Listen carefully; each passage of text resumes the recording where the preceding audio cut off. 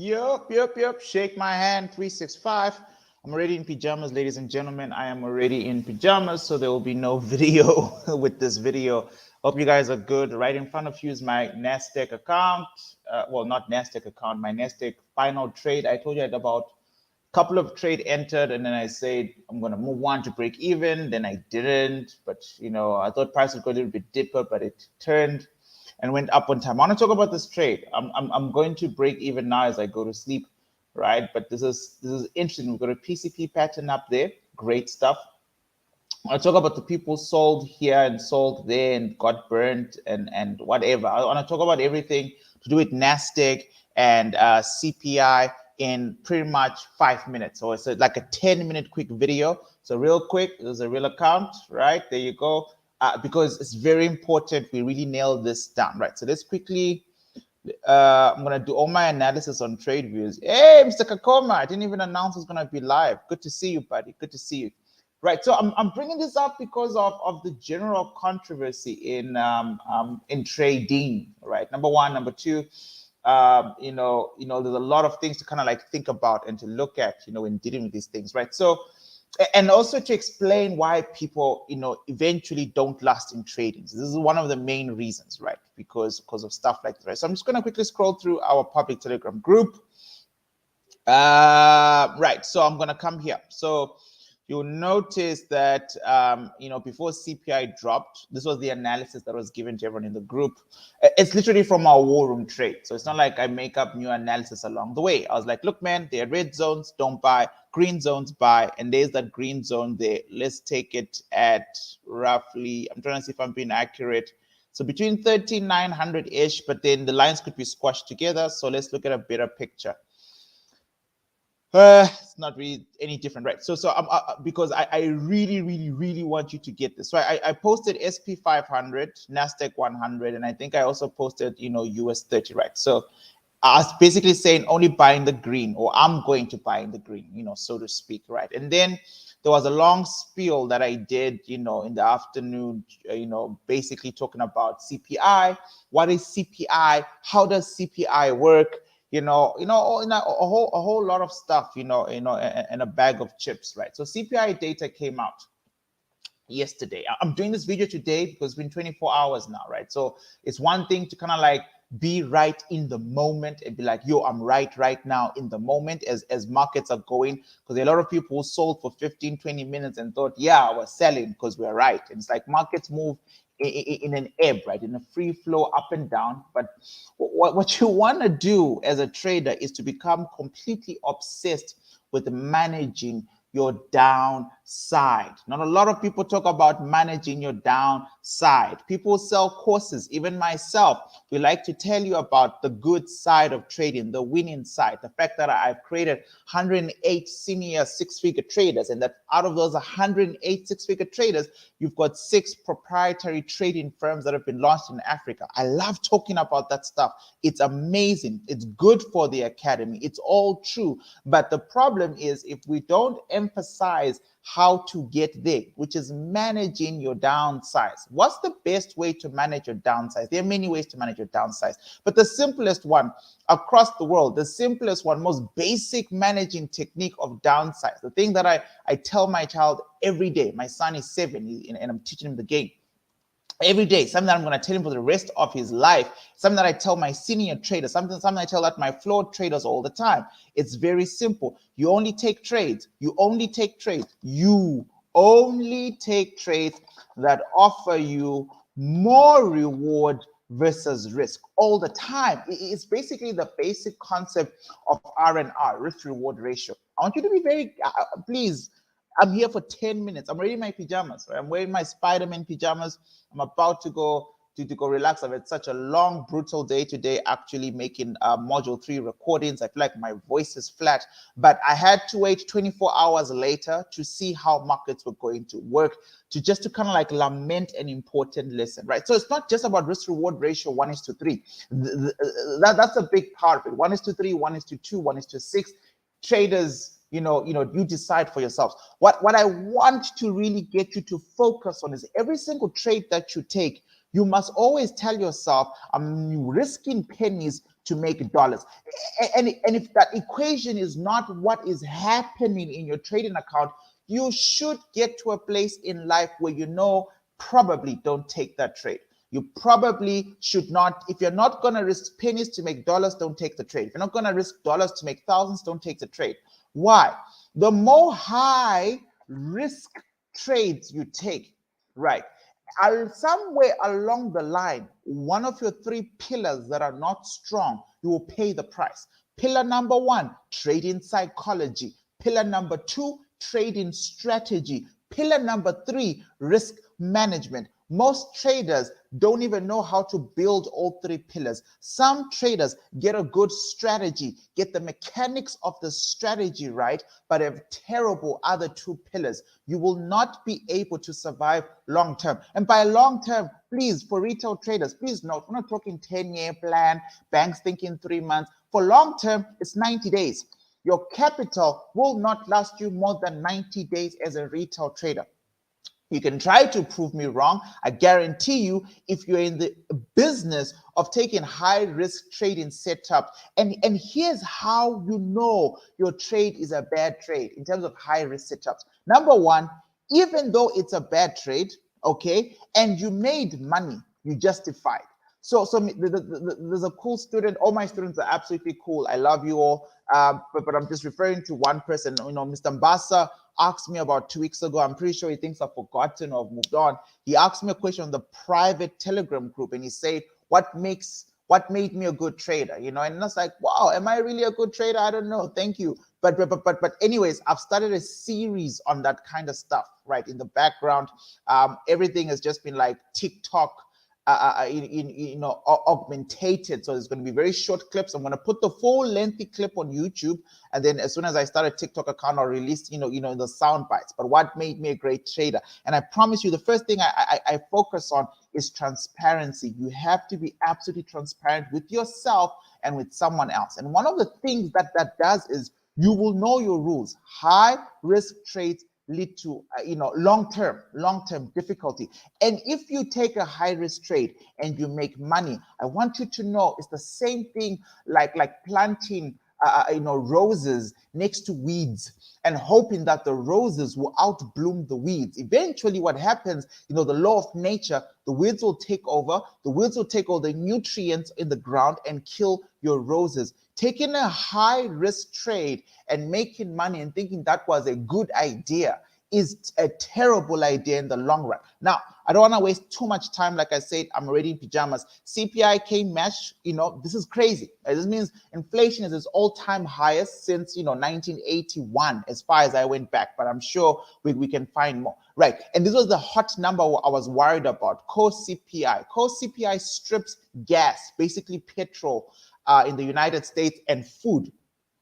When you strip those things, you get a better real reading. And the reason for that is, gas and food have been affected, by the war, right? So the question is, if there wasn't a war, right? If there wasn't a war, what would the actual inflationary readings be like, right? So that's your core. Your core will read this stuff. You take any of these numbers, you multiply by 12 to get the annualized here, right? But lo and behold, markets are, this is crazy, right? 1,2 puts us at about 14% inflation, or puts America, right? Puts the markets, at an all-time inflation high scale, right? But Power was like, yo, but don't worry, my core inflation is 0.3, and therefore I maintain my thesis. Inflation is transitory. It's gonna go away. Let's get rid of the war, right? Don't judge me and my FOMC, when we had a war that we didn't even start, so that's the kind of thing. Now, how does these news events work? Well, it's quite simple, man. Look, there's a basic fundamental trader will tell you, look, if this reading comes out actually greater, then it's good for the currency, right? So the dollar would have seen some dollar strength had this had been 1,3. All right, would have seen some dollar strength, it become 1,3. We've seen some serious dollar strength, it has been 0.6. Why? It's bad, okay, it's bad news, lots of inflation, but why does the dollar go up? Because the dollar becomes a safe haven. Oh snap, fear comes back. When fear comes back, people flood the dollar, flood gold, etc., right? But if CPI comes in neutral or below, we generally know that it's not good for the dollar and people are willing to risk in riskier assets. So we expect stocks to go up. We expected Nasdaq to go up. You know, that was my trade thesis idea. So I put up a long post on our Facebook page. I don't have it open right now. I can open it for you at the back if you want to see it. But it was basically a clean narrative about all these things that I'm telling you about before they happened. And my goal yesterday, like every other high impact news event, my goal is generally to get retail traders to trade news events a different way. You don't have to risk your account for a news event. You don't have to trade seconds before the news events because you're guessing and hope to trade simple volatility. You don't have, markets no longer reward volatility the same way they did 4 years ago. NFP does not pay the same way it did, 4 years ago. We used to make crazy money on NFP. It doesn't. The markets don't move that much anymore based on these things, right? The more retail traders adopt in the market over time, the more the markets start to kind of like change. Now, you saw I've got one more entry, on this Nasdaq trade. Like I said, I'm going to explain what I'm going to do with my last position, right? Why I'm going to manage it. But I want to break down the debates in social media, the debates in the 3-6. It wasn't even debates. It was like, when there are two chefs in a kitchen, right? Never mind. Let me get into that right now. But anyways, they'll buy ideas and sell ideas, right? So let's go back to the screenshot I showed you in the public Telegram group from last week Sunday. So this past Sunday, I told you guys there's the red zone, the first buys are going to be in the green zone. That's what I said on Sunday. My war rooms are done, on the YouTube channel. They're completely recorded for you, so you can see it before it happens. You can go back and watch, the latest war room on the YouTube channel, war room 61 or something like that. You will notice that this is how my chart has always been. I told you that the lower buys on the recovery, my stop loss is somewhere here, we're holding, and then the next set of buys I hope to see are somewhere by the green zone. Don't buy in the red zone, it's a trap. And then I explained in that war room what was going to happen on Tuesday, blah, blah, blah, blah, blah, blah. Now let's go to yesterday.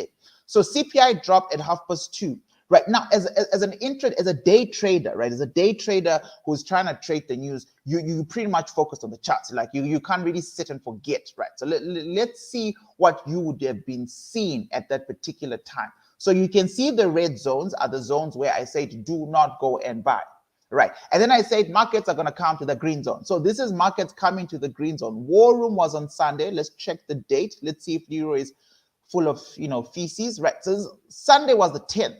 So all these candlesticks, right, are happening, this is the 11th. So all of this is literally the day after I've said buy only in the green. So let's see how markets move. There's the 11th, boom. On the 12th, the first time markets arrived on the green zone was the 12th of April, which happened to be the day CPI was dropping, but it was in the morning. It was in the morning. If you don't understand yet how trading sessions work, I suggest you go through my previous videos when I was tracking the London morning live sessions. Mornings, or rather trading sessions, there are 3. London session, New York session, Asian session. They do very big things in the market. Every single session has its role in accordance to the organic but sometimes contradictory mindset of smart money. At 7 a.m., 6 a.m., which is the ending of an Asian session, orders arrived at a previous place where we'd marked that demand was going to take over and buy. So who starts to buy? So there's a trade idea that you bump into by accident. You didn't plan for it. You just looked at the charts, you're following everyone's signals left, right, and center, and you execute it. And then there are trade ideas, the beautiful ones, the ones that you need to learn to generate, to keep, love, and possess, are the ones that you take the time to plan for, are the ones we take the time to actually analyze what smart money is doing and what retail traders are doing and what you should be doing. The real buying happened here. If you bought here, you don't have to chase the volatility of the news. And I'm going to show you why. So I got triggered naturally there. Those of you anyways who pay attention to what I say, right, in the green zone, right, we got triggered here, crazy, right? And this is still in the morning. The London session is the session that starts at 9 a.m. At 9 a.m., markets hit a trend line. When markets hit a trend line and the trend line has been hit several times, retail traders are prone to sell, right? They see a sell. So they allow the sell to happen for literally just 30 minutes, which is generally generous. Normally, you could have been in a sell for an hour, a wrong sell, a bad move. Why? They're collecting money and then they go against that, right? And then markets break out. Now, let's zone in a little bit more. I need to get an arrow that is not information built so that I can really have fun with this. Right, now let's have a look at this interesting order block there. I'm going to remove all these red zones, by the way, after today, now that I've done a public video. I don't like removing my zones, up until I do another war room or something, so that people can actually see the benefit of attending to these things. Right, so now let's see what happens here. You see this weird red candle there, and you see this massive green candle right there. That's the impulse. That's the news event, right? Please, I would like permission to remove the red zones. Okay, let's keep them on actually so that, maybe people can see them longer. So I want you to get what happened. There are two types of traders on this chart. There are two types of traders on this chart. There are traders who are trying to make money today because they want to go buy pizza and maybe post on Instagram that they made $2 or $300. And then there are traders who are here for the long haul, whose accounts will survive long term. These two traders are always identified. If you've done my course, we go back to module 2. I told you my trader's edge is not so much that I now know all the supplies and demands in the charts. My trader's edge lies in the fact that I always understand who is on the other side of my trade. I need a dumb trader. I need to be able to identify that dumb trader. There is no ways anyone would disagree that smart people bought a little bit there. Why? Buy low, okay? And then anyone who bought up here bought what is called a momentum buy. There's nothing wrong with it as long as you know when to get in and when to get out. The only red flag about momentum buys is they carry high risks. And if you remember how I started the video, is if you want longevity in this profession, you want pennies, risking pennies to make dollars. You never want to risk a lot of money to make little money. Retail traders do this all the time. They celebrate $10 after risking $100. I know you're risking $100 because when I see how you trade, see the number of positions you opened, see the lot sizes you used, see your capital versus your equity and gains, and I also check where you bought, I absolutely know you have no shot, none whatsoever, long-term, making it in this game. And I'm sorry, it's not a positive thing to say, but it's a realistic thing to say. Now, why did markets do this crazy thing here at 2:30? You can see there's the timestamp below. At 2:30, there it is, CPI drop. CPI was neutral, forecast, but the core CPI, look, man, look, there's the Facebook post that I did, just before CPI dropped. I don't know, right? So this is the war room I'm talking about, where I covered Nasdaq 100. Data is at the bottom, and then if you just scroll here, right there it is. So I explained this whole thing at 9 a.m. in the morning. As soon as my buyers are triggered, I go type what I think is going to happen during the day, and I move on with my life, right? And then I say the only time to be extremely worried about is if the core CPI comes in hot, right? So currently sitting at 0.5% focus on month to month, right? Always annualize these numbers. Now, if the core changes and comes in hot, that is 0.6 and above, then you're looking at an annualized inflation of blah, blah, blah, giving Powell the ammo to crash the market. CPI core came at 0.3 below, right? So I wasn't too worried about that. Now, where's the buy? This happened because of the data. The data took place later. The buy zone was marked 3, 4, 5, 6, 7 days before. I'm going somewhere with this. This is a reaction to news. This is a fulfilled buy zone. The two are very different.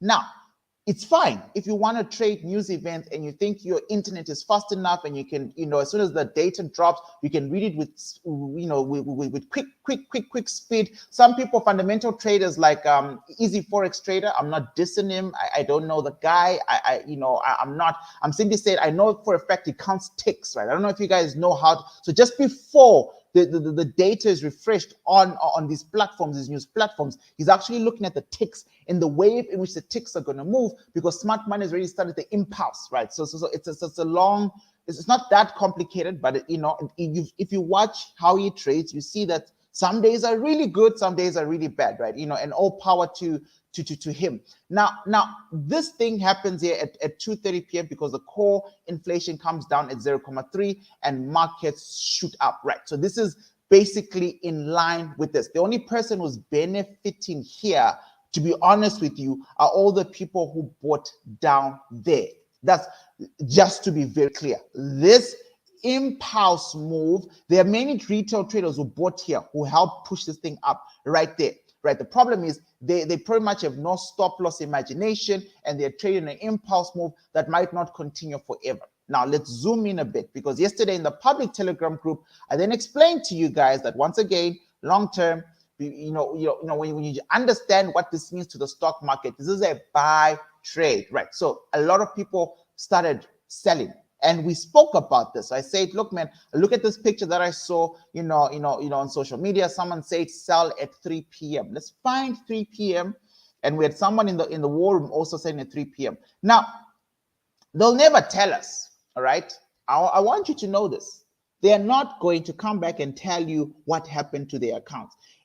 I want you to think about it this way. This is Nasdaq100, an extremely volatile asset. For most people, generally speaking, especially retail traders, this thing gives them, heart attacks, right? So let's say you open a sell and you're selling. I'm on the 15 minutes time frame because this is important, right? Retail traders love checking their charts every 2 seconds. Every 2 seconds, your MT4, MT5 is open. On the 15 minutes time frame, this thing drops one candle. So now you're in profit, you're selling, and you're arguing with me like, haha, it's selling, I told you it's a sell.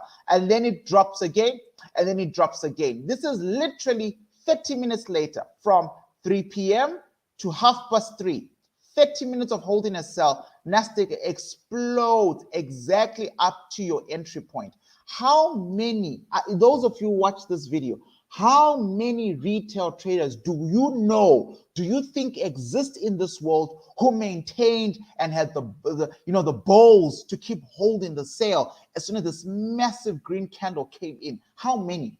I know zero.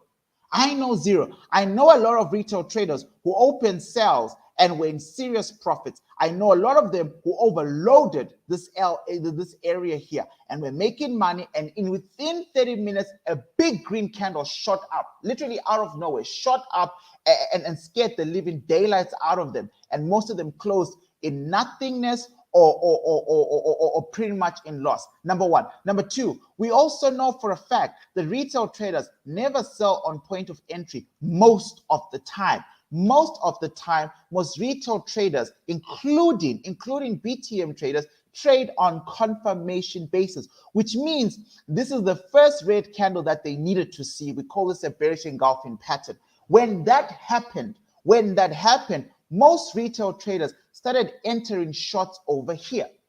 The reason why the chart looks like that, look at how this area is here. What they would call resistance. See how this green candlestick here, right there, stop right there, is because most retail traders, believe you me, but it's right there in front of you in the chart, started selling there, which means, technically speaking, they were in profits for 10 to 15 minutes before markets shot up. Now, when retail traders sell, support and resistance and all these other things, most of them, their stop losses were between this entry point all the way to this zone.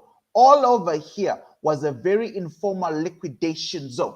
And smart money knows this. They know this. So all they did was pump the price up just for 15 minutes to take out a lot of people, and then markets started to fall suit. Right. And then this pattern continued.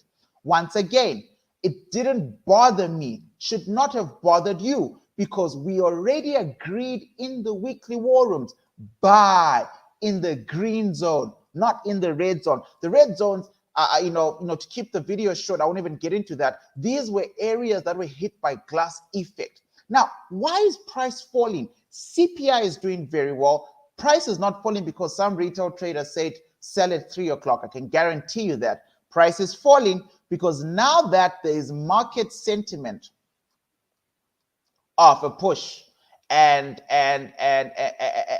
really the hopes of a zero rug pull in May, because why would Powell become super aggressive with the interest rate hike, right? Remember, on the 3rd of May, there's an upcoming one, right? All smart money needs to do now is to maintain the idea of a buy low. You're not going to buy a stock that is technically worth $2 for $10 unless you're an idiot. If someone gives you your favorite car and it's your favorite car, it's your best car in the world, and says this car is worth $100, it's the best price in the world, but because it's your favorite car, I'm going to sell it to you for $10,000. Even if it's your favorite car, the economic logic of that car of yours is completely destroyed. But if someone brings your favorite car, which is normally worth $100, and you've been saving up for it for $100, and says, but you're a good guy, and I know this is always been your dream car, I'm going to sell you your dream car today for $50 because you're a good guy. That means I'm going to bring the price down. You can still get the car, but you're going to get the car plus the discount on the car. That's how smart money sees these assets. They always want to buy low, sell high. So naturally, markets were dragged down. Down where? Down to the green zone. Right now, if you bought down here, then obviously, if you're a day trader, supply day trader, you've got a bearish engulfing pattern, right? So it's time to take profit if you want for day traders. I didn't even do that. I didn't even do that. If you go through my public Telegram group, I told you guys this is going to be an interesting flip zone, 14,100, right, in the public Telegram group. And then I say markets will have to almost attempt to retest the impulse, right? These little green candles were a retest of the impulse, right, zone. And then I also say in the public Telegram group, again, because they'll say I'm making this stuff. I don't know if I can find it, but it's there somewhere in the public Telegram group. In terms of trading, where's today's war room? It's somewhere here. But if you know, it's somewhere in our public Telegram group, right? I posted, I got this from Trevor, by the way. I put it on my Instagram as well. Okay, so there's the Nasdaq100 thing, right? So there we go. So there's the analysis. I think I found it, right? Then I said, look, man, from 14,100, be very careful. That could be a good, buy area, but there are lower demands down below, somewhere along the line. There we go, turnover now to 14,100. Feel free to use Fibonacci to confirm the trade of the day. The trade of the day is only starting to take place now. The only trick is we have unfilled orders as low as 14,061. So I put it in there, right there, found it, good. Just for full transparency, right? So now here's the 14,100 flip zone. It's a flip zone now because markets actually flipped, and I'll show you the flip later on. But markets first come, retest the impulse, right? But then markets are like, yeah, but that's not enough. There's a buy area, an area where we are destined to buy. If you get on a plane from point A to point B, the plane can't just stop randomly in the sea. That's how planes start to disappear. The plane has one place to land and one place to take off. If this is the landing place for buyers, this plane will come back into it, right? So the order fills went as low as 13,900. If you really scale out of the 15 minutes time frame, which I always advise people to do, top-down analysis, you'll start to find 13,900. You will always find the precise order block with the precise 365 number with the precise confluence, right? Confluence, there we go. There were a whole lot of, games being played here, bearish order block, and then markets came to retest it, and then we had to clean, well, not the cleanest, but a type of imbalance, 1, 2, skip 1, 3, right? Candlesticks moving away, and price moved on, right? And remember, most of our sellers in the public Telegram group are wanting markets to come all the way down to this green zone, the lower zone. This is that FOMC meeting on the 16th of March. I don't know if they're aware of that, right? But the analysis that they were feeding is that markets are going to fall all the way down there. And believe you me, markets still can. But that was not the trade of the day. So markets come to the green zone. In here is that 15 minutes area that we've been talking about. I'm just going to go back to the 15 minutes chart so you can see it. As I conclude the purpose of this whole video, the purpose of this video is always trade the plan. Now, as markets come back down, we have to think realistically again. Retail traders at night now. This is about 9 p.m. How many people were up monitoring the trade? How many people went to sleep confident in the sale, believing that they're going to wake up in massive profits? Well, guess what? As soon as you got up the very next day at about 7 a.m., 60% of the sale profits had been liquidated. Now, I don't know people individually in the markets. I don't know what your trading psychology looks like. I don't know who's trading demo, who's trading real. I don't care. It's got nothing to do with my life. I mind my own business. But I guarantee you that if you did not get out of this sell last night and you woke up at 6 a.m., 7 a.m. and markets had gone against you this much, all you would have done is closed in pure panic. If you had not been already liquidated up here, all right, all you would have done is closed in pure panic, right? So this 14,100 becomes a flip zone for several reasons. One of them is because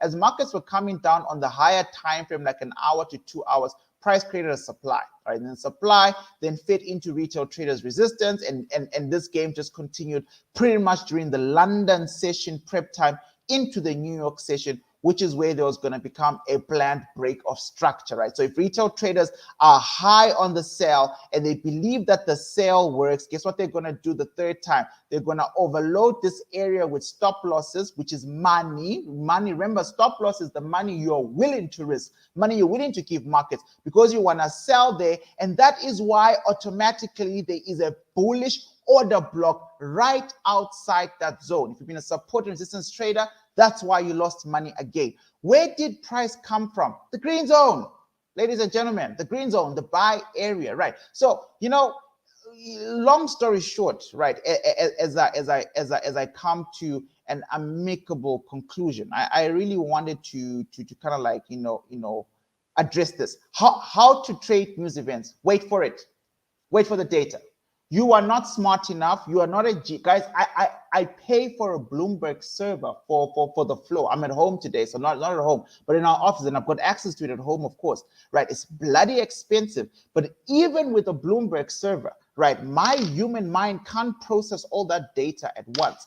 Even if I decide to make it a career to always speculate news events before they happen, and even if I achieve a 99.9% news rate, I will never be smart enough to always be right. Why? Why do you want to do that? Why do you want to be right ahead of time? Why can't you just wait for the data and go, oh, it's positive, it's going to be a buy? And then rule number 2 or 3 before I get caught there. Rule number 3, insert whatever technical analysis rules you want in the process. For example, now that you've waited for the data to come out, you now know market's direction. Once the event has happened, go and track the impulse move. Go find it. Go find it. There's the impulse move there. That's 2:30 p.m. That's when the news event took place. All right. Now I know the data. I'm not guessing the data. I know where the impulse move is. I don't have to guess that. The next rule that I try to build into you guys, and I'm doing this in video format so that every single person has it. This is our public Telegram group. Everyone is welcome in there. It's not the private student group. So sometimes I feel like I post more, believe you me, in the public group than the private. And that's about to change because I'm about to go live. Right? So when I go live, I disappear, completely from the public space because I'm already teaching 2 to 3 hours a day, every single day, or at least 4 times a week. Right, so please enjoy me in the public spaces, not enjoy me, but, use this information to your own benefit. Step number 3, whatever technical analysis rules you have, break of structure, Fibonacci, etc., right? So I break all this stuff down.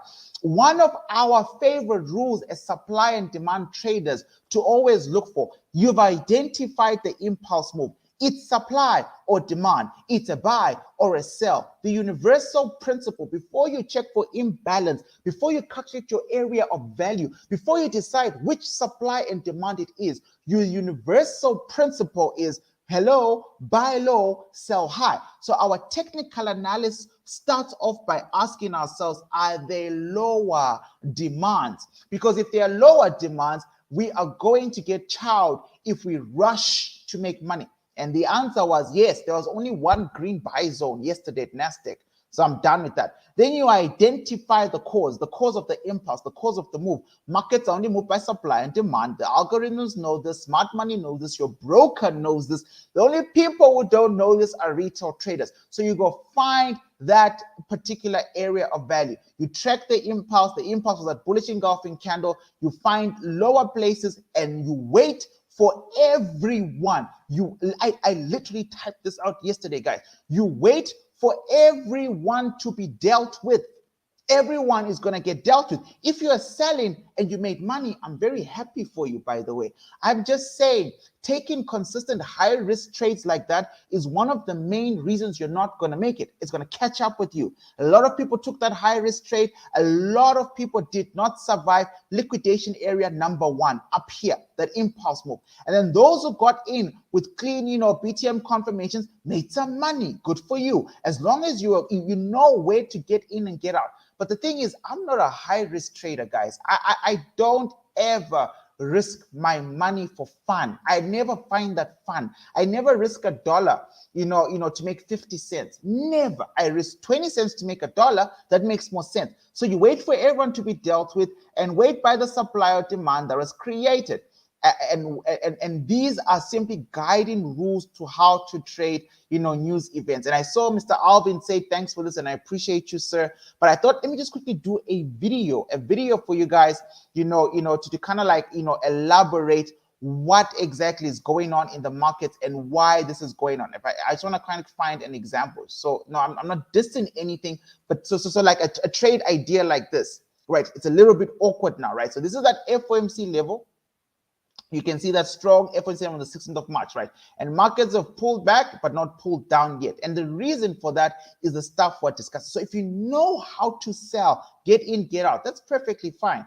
But as far as I can tell, looking at my P&L and currently how structure is sitting right now, this thing is still rocking up and it's now coming to challenge these areas, right? So that's why I said to you guys, I'm going to leave one more buy trade. I closed here at the flip zone in the morning. I told you guys in the morning, right? And then market seemingly came back, and at 12:30 p.m., a new session started. The Americans woke up, saw that their stock was falling. Why on earth is our Nasdaq falling when our CPI blah, blah, blah, blah, blah, and the American session bought? Now, how are they buying? Because these are the things that you need to look out for. These are the things that, we can go through them in module 3, but I promise you, they should have become clear to you, those of you who've done my module 2. Your market structure talks to you. Here's a low, here's a higher low, right? And then not only that, look at this type of supply and demand number 5, turning point with the imbalance. Look at this type of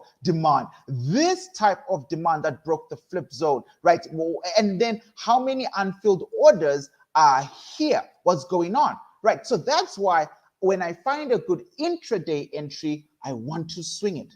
I should close, definitely make money and close, but I'm a swing trader, so I'm not going to miss out on this. If you go through the textbooks, they'll teach you about double bottoms. They'll teach you about these W patterns, right? All of this is kind of like in front of us. But I think fundamentally, I love the markets because some people can see a sell and some people can see a buy. And on some good days in the market, you both can make money, right? It's a beautiful thing. But I would want to caution people from, always taking high risk, impulsive trades, because too many of these will lead you dead and broke. 365, shake my hand. Have a good night. I haven't forgotten about the tutorials. I've done 3. I want to do 1 more tomorrow, and then I release all of them.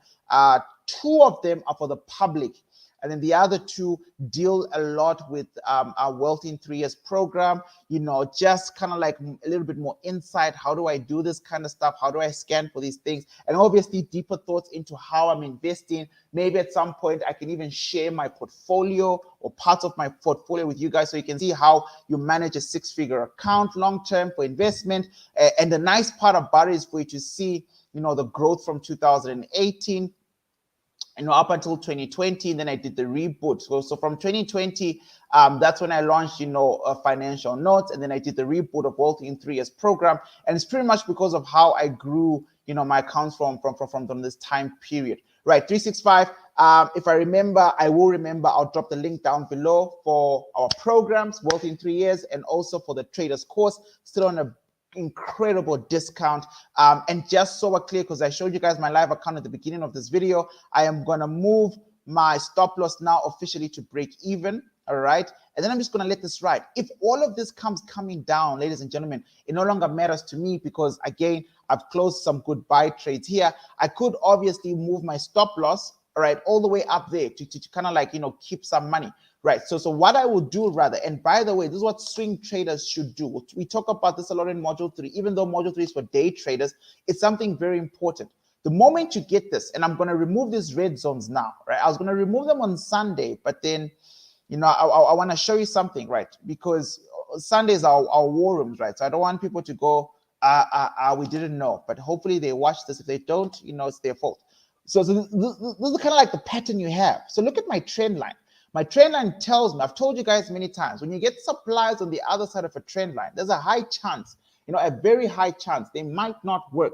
They might not hold, right? So you can see that there's probably a PCP here that sent price down. Fantastic, but markets are back up. So it didn't create a new trend to the downside. Why? It was saved by a demand. If this demand breaks, definitely, right, we change our story, but it hasn't broken.